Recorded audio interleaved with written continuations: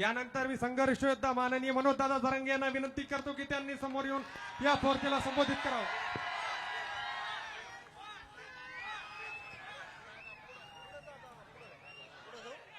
यानंतर श्रद्धांजलीचा कार्यक्रम होणार आहे आणि राष्ट्रगीतानं आपला कार्यक्रम संपणार आहे.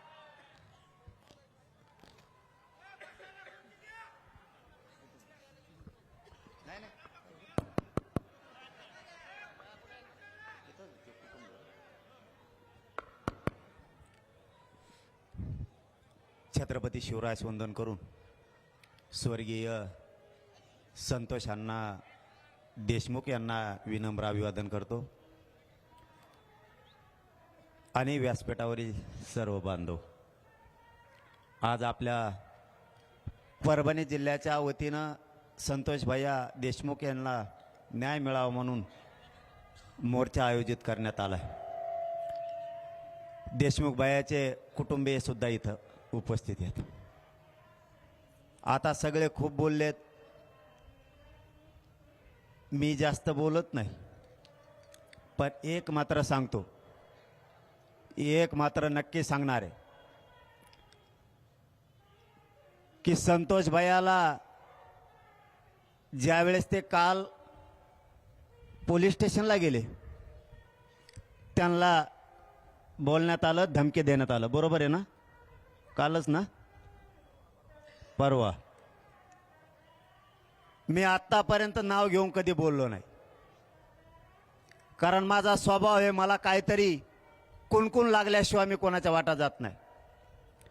पण यापुढं आमचे संतोष भैया तर आता गेलेतच, पण यापुढं जर त्यांचे कुटुंबीय आणि धनंजय भाऊ देशमुख आणि त्यांच्या कुटुंबियाला जर धक्का लागला तर धनंजय मुंडेला रस्त्याने सुद्धा फिरून देणार नाही.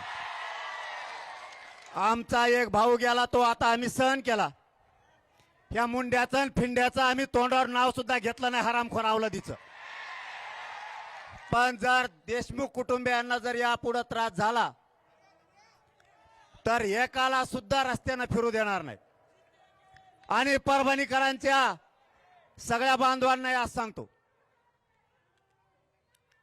इथून पुढच्या काळात जर त्रास झाला, परळी असो कोणा बीड जिल्हा असो, इथल्या आपल्या समाजाला जर त्रास झाला तर परभणी आणि पलीकडून धाराशिव यांना घरात घुसघुस आणायचं. जर इथून पुढे यांनी लोकाला आता त्रास दिला तर परभणी जिल्हा आणि पलीकडून धाराशिव एकदा यांना बघायचंच.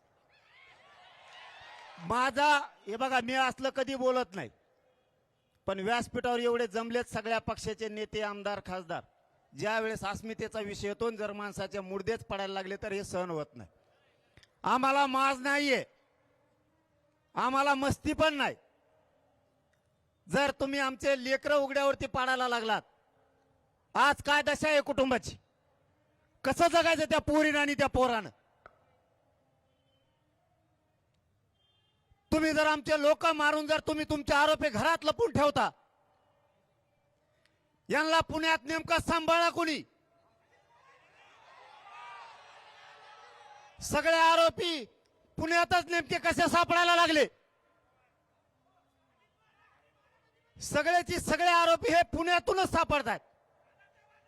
याचा अर्थ तुमच्या सरकारमधले मंत्रीचे आरोपींना सांभाळायला लागलेत, या खंडणीमधल्या आरोपींना